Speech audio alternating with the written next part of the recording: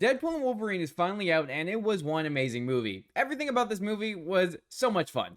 I mean, I will say the villain was a little bit one-dimensional. Just, typical bad guy gonna ruin the world. Really didn't care about the villain as much as I did the story points that went with Deadpool and Wolverine.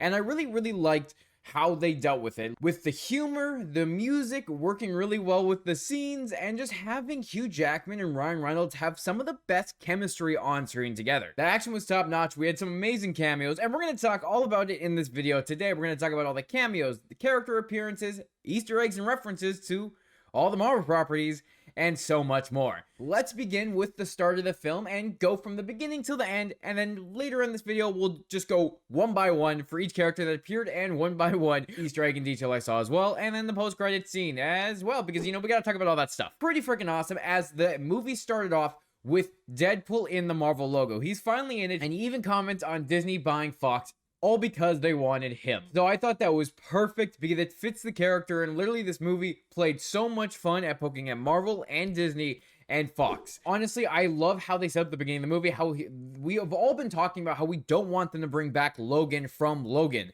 We want to have that be the end point to Wolverine. We want that to not desecrate his memory. And then Deadpool goes and digs up his freaking grave, beats on his body, and then uses his skeleton to absolutely fuck up the TVA. I absolutely love that scene because it goes with everything we've been saying, and honestly, it just worked because it's Deadpool. We're like, we don't want to ruin Logan's legacy, but because it's Deadpool, it fits so well because that is literally what Deadpool would do. And honestly, the fight scene, watching him fight the TVA with Backstreet Boys playing in the background was so much fun. That was probably one of my favorite scenes from the movie, especially when he pulled out the claws to act like Wolverine. Fantastic moment. And I like how it goes back to at the end of Deadpool 2, while he was time traveling all over the place, going to different timelines, changing things, and he ended up going to Earth 616 to interview for the Avengers because he wants to be part of the Marvel Universe. And I love that it was happy during this, and they did it in 2018, so I'm pretty sure this takes place like either right before Infinity War or maybe a few months prior to it. That's when Infinity War took place. And it was so cool because this room was filled with Easter eggs as well, which I did say we were going to wait till the end, but we're going to talk about it because we're here. We had the Cap prototype looking shield that we saw in the Iron Man movies. We got the Iron Man suit mask from Age of Ultron that the Ultron bots had. We had the Iron Man suitcase from Iron Man 2. The proof Tony Stark has a heart arc reactor that sits on his desk. Awesome to see. And we also got a reference to X-Force and Cable from Deadpool 2, so I love that they're not forgetting about that. And then we go back to Deadpool's Earth, which is Earth 1005, the original Fox universe. And I love how they just kind of had it so Wade was down in his luck, he went to a normal job, he quit superheroing, all because he didn't get to be part of the Avengers. And I think it's just a really fun thing for Deadpool, where it's like, oh, he was so disappointed he couldn't be this big hero that he wanted to be, that he felt like he was meant to be, and what Vanessa wanted him to be, that as soon as he got rejected from the Avengers because, well, he's Deadpool, he went in a slum and didn't do anything for 6 years. And it was nice to see all the characters returning: Peter, Shatterstar, Negasonic Teenage Warhead, Yukio, Blind Owl, Colossus.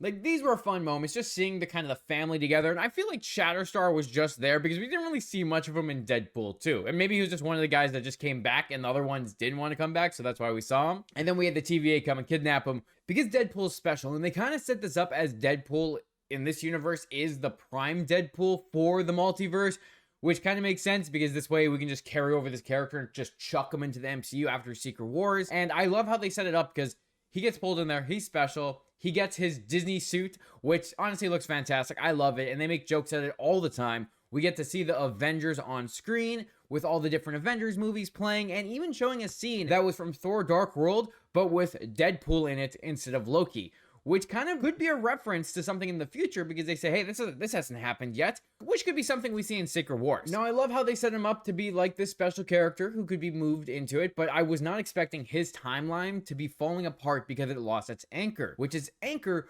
was Wolverine, Logan, from the Logan movie. So all the different X-Men movies, everything we've seen all takes place in the same universe. When we've seen Loki, with all the time travel, you would have thought it would have been different branches on the timelines after they reset stuff, but no, every single thing is still part of that universe, which I think was done pretty well, because it just kind of ties up and accumulates the Fox universe as being its own thing, and this was kind of like a nice send-off for that universe as well. And honestly, probably one of my favorite lines was Deadpool going around saying, "Get fucked, Fox, I'm going to Disneyland," which was hilarious, because that's exactly what it was. And also, we get to see Deadpool saluting Captain America, which is a comic book reference because in the comics, he looks up and respects Captain America. But because it's a Deadpool, he has to go try to find a new anchor to save the universe and all his friends, which is when we get to go on the Wolverine hunt and we get to see some awesome Wolverines. We get to see short, hairy, comic book accurate Wolverine, which was hilarious. Was something I was not expecting, and I love to see. That was one of my favorite that was one of my favorite appearances. We got to see the Age of Apocalypse Wolverine, Weapon Omega. We also got to see Patch, one of Wolverine's alter egos. Old Man Logan, the actual Old Man Logan from the comic book series. Henry Cavill, Wolverine variant, which I totally thought this was a reference to X-Men Origins, and then it was Henry Cavill. Even Deadpool making a joke, making fun of DC, saying we're better over here, you should come with us. So that was a lot of fun. And we also got to see a crucified Wolverine that was surrounded by a bunch of skulls. And that's a reference to Uncanny X-Men number 251 from 1989, which I thought was pretty cool. And we also got to see the classic Hulk versus Wolverine that wore that suit, as well as a very brief appearance of the Hulk, which I want to see that actually happen. I want to see a proper Hulk versus Wolverine, and if that does happen one day, that would be awesome. Which then all led to the Wolverine we got, which was the worst Wolverine. And honestly, this movie started to pick up really quickly after this, and then slowed down, where we got thrown straight into the void. They both got pruned right away, and we got a fun Deadpool versus Wolverine scene, which I love, because it's just, both of them have healing factors, they're both brutal, and just seeing them go at it was such a good time. And then it all led into even a better moment, where we think we see Captain America. Deadpool thinks we see Captain America. And we get a superhero landing. It's Chris Evans. And instead of saying Avengers Assemble, he says Flame On. And even Deadpool's like, what the fuck? As Johnny Storm makes his appearance, which was fantastic. We got to see one of the Fantastic Four characters show up in this movie. However, when we got the mutants coming as their Mad Max themed convoy comes up, I was not expecting Wolverine to take out Sabretooth in the goddamn instant. But it was cool to get that rematch that we haven't seen in a very, very long time. And that's what this movie did a very good job in, with giving us character and character moments that we honestly would have never gone if we didn't get to the multiverse saga. Like, there are so many things with the other Fox characters, with one-liners, appearances that were just done so fantastic. But we'll talk about that in a moment, because I want to talk about what we saw next after they got captured by the mutants, which led into the Giant Man skeleton. At least a version of Giant Man has ended up being pruned and dying in his Giant Man form. It was kind of creepy to see that was Cassandra Nova's base, but I do love the joke that Paul Rudd finally aged. Just Deadpool poking fun at more people and characters breaking the fourth wall. And so in this, she talks about being Charles's twin, which does align with her comic book character. She was shown to be super freaking powerful, being able to put her hands into people literally, and Deadpool made a lot of jokes about having her hands within him, which was a little disturbing. It's just weird watching someone's hand go through their brains, and it was kind of freaky, I'm not gonna lie. But I was not expecting her to literally rip off Johnny Storm's skin, and I love how they played it as Deadpool's fault all the way until the end. Like, everyone poking fun, Deadpool got him killed, and just such a good time. But of course, Deadpool and Wolverine escape from Cassandra Nova, and they go on their little road trip across the void, which all of us thought that the movie was going to be Deadpool and Wolverine going on a road trip across the multiverse, but I guess the void counts too. And it was great to see them fight inside the minivan, like making fun of this Honda Odyssey, calling it shit and everything else,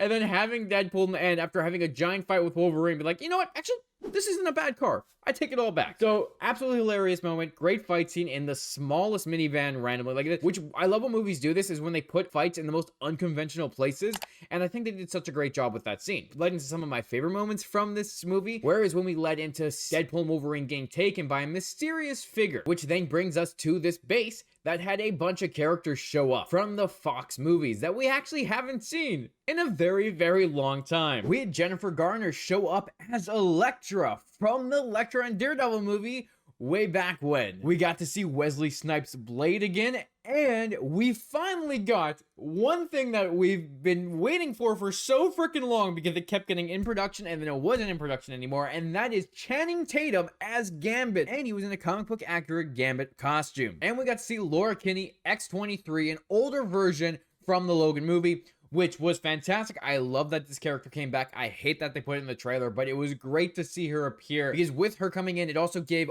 this rundown Wolverine a chance to redeem himself, a way to become a proper hero, and also giving us the details to why he's wearing his yellow suit. And it's because he failed the X-Men. He was a drunk, he left them, and then the humans came and slaughtered all of them. So he wasn't there for Jean, Scott, Beast. He wasn't there for anyone, and It was great to get those references, show where his past trauma is, and then having X-23 push him forward, thanking him for what her Logan did, saving her and all the kids and giving them a life that they would have never had if it wasn't for him, rising this Wolverine back up. Which, honestly, I think Wolverine's story in this movie was done so well, and I liked how he went from this drunk to this hero, because that's what Wolverine is. He's a hero. And one of my favorite lines in this area, too, with Blade, was Blade telling Deadpool he doesn't like him, and Deadpool being like, and you never did, which is a reference to the character Ryan Reynolds played during the Blade movie. So I thought that was really cool, and I thought that was a fun reference to that as well. And honestly, when they went to do their badass assault on Cassandra Nova in the Honda Odyssey, I fully expected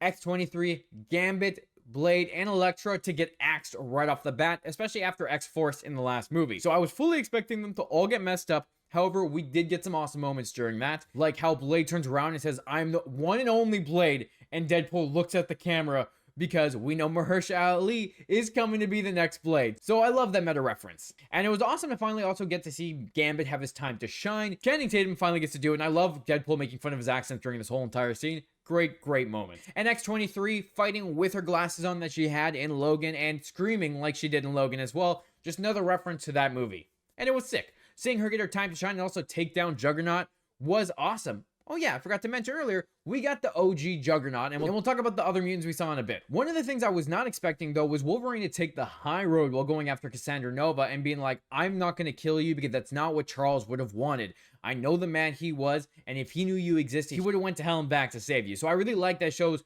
Wolverine trying to be better. He failed his universe, and he's trying to live up to Xavier's name. In the scene, one of the things I wasn't expecting was Doctor Strange's sling ring to be with Cassandra Nova, and for them to be able to get out of the void that way. Because if it's that easy, that means anytime a Doctor Strange or a wizard that has a sling ring got put into the void, they could have easily gone out. Now, when we got back to the main world and they're doing their big final wrap-up of the movie, it was pretty freaking awesome to see a bunch of variants of Deadpool. Because we're not going to have a multiverse movie without all the variants of Deadpool. Like we saw Dogpool and Nicepool earlier in the film, which was a lot of fun. But then we got even more as Cassandra sets them on Deadpool and Wolverine. Lady Pool, which is actually played by Blake Lively, and they had a bunch of Blake Lively references during this movie because of Ryan Reynolds, it's his wife. And then we got Headpool, which is from Marvel Zombies, Baby Pool, Kid Pool, Cowboy Pool, Samurai Pool, 2099 Pool, which in the comics is Wandra Wilson, one of Deadpool's daughters. In the credits I saw Canada Pool, but I couldn't figure out which one was that while actually watching the movie.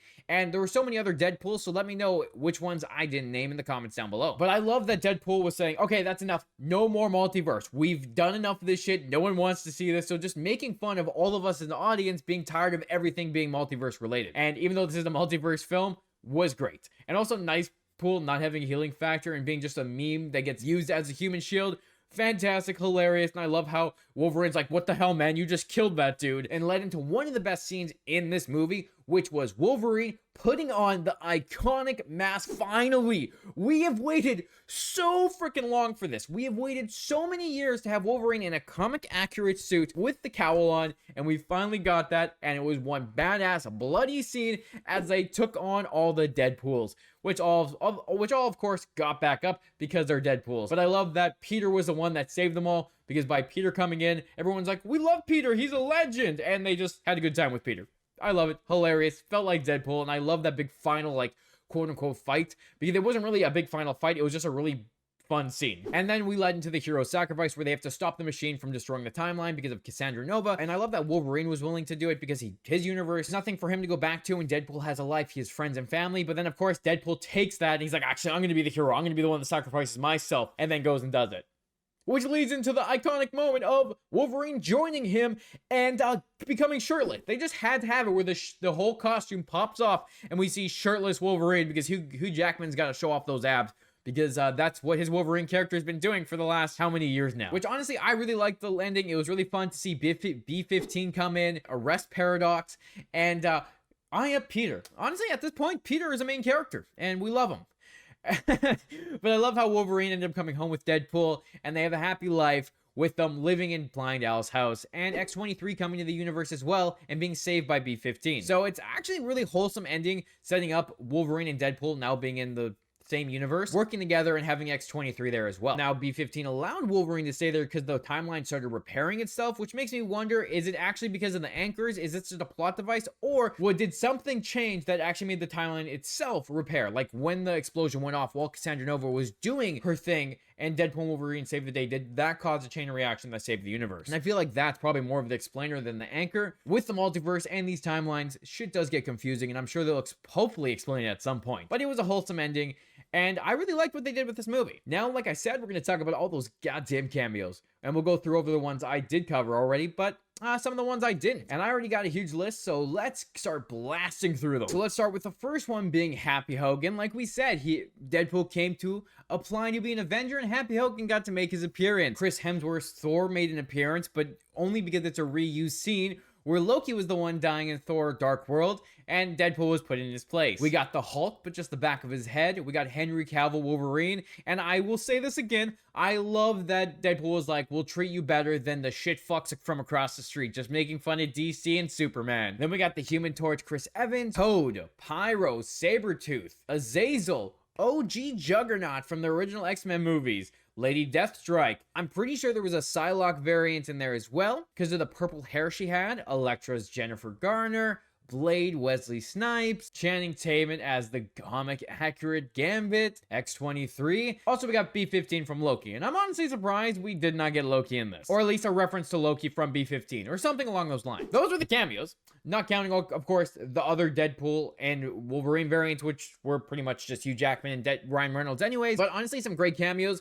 And I feel like there might have been some other characters that made their appearance with those mutants at Cassandra Nova. So if there's any more you notice, let me know down in the comments. Now for Easter eggs and references, oh, my list grows pretty freaking strong, because we got the Captain America shield from Iron Man 2, the Iron Man mask from the Ultron bots, Iron Man suitcase from Iron Man 2, proof Tony Stark has a heart from the Iron Man movies, references to X-Force and Cable, which again, I'm surprised we didn't actually get to see any of those characters other than Shatterstar and Peter. Wolverine references Cyclops, Storm, Jean Grey, and Beast. We got a winged Thor helmet in the Void, plus the 20th Century Fox logo, a helicarrier, a Fantasticar, a cupcake truck from Moon Knight. Johnny mentions Reed Richards. Deadpool references Eliath from Loki Season 1, Episode 5, titled Eliath, so that was a great meta reference. The Giant Man skeleton, which is obviously Giant Man. We got Spider-Man Thwip with Deadpool. When Blade says, I don't like you to Deadpool, Deadpool says, you never did, a reference to Ryan Reynolds and Blade. In the fight with Cassandra Nova,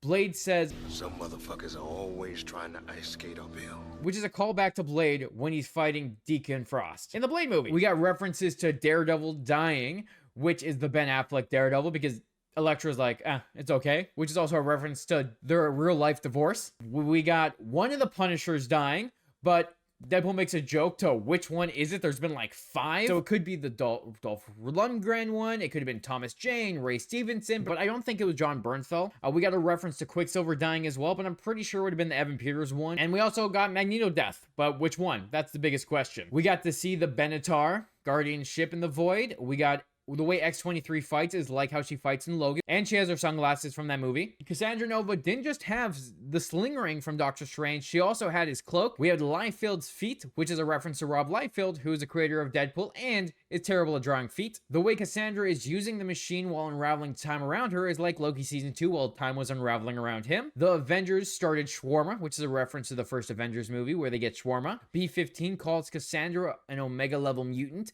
which is I think the first time we've heard that term in these movies. And that's true, because an Omega level mutant is a mutant that's extremely powerful, and that's exactly what she is. And then we go into the credit scenes and the post-credit, because the credit scenes was just a homage to the Fox universe, playing behind-the-scenes footage from all the movies, which I thought was a lot of fun. It even had Four Stick, so that was cool, and I really liked the homage, and this movie really defined itself as a send-off to the Fox universe. Then the post-credit scene was just Chris Evans spewing the most vulgar shit, talking about Cassandra Nova, and Deadpool proving Johnny Storm said all that stuff and it wasn't him getting him killed. And I thought that this would have like a scene where Deadpool would be going into the MCU, or a scene with Deadpool like meeting someone from the MCU. I was not expecting it to be just that. Just another fun, random post-credit scene like he had that Captain America one that one time. Now, I'm really excited to see what's to come from the MCU, what we get to see with Deadpool and Wolverine, and even though I would love to see a new Wolverine show up to play Wolverine for many more years, It's gonna be really hard not to see Hugh Jackman because he did such an amazing job in this movie, playing Wolverine with the iconic costume that we've been waiting so goddamn long to see. And honestly, can't wait to see more Ryan Reynolds as Deadpool because I don't think any other person could replace his character. This movie was fantastic. There were so many Easter eggs and references during it, so many big moments. So let me know, what was your favorite moment during this movie? Did you notice any Easter eggs or references that I didn't talk about? Let's talk about it in the comments. And is there anything that you were hoping to see that we didn't get to see in this? Thanks for watching this review/breakdown. I hope you enjoyed it. And if you did, please hit the like button and the subscribe button because it helps out the channel a lot. And you can stay up to date with all my shenanigans. Thanks for watching, and I'll talk to you next time when we break down a Marvel or DC project.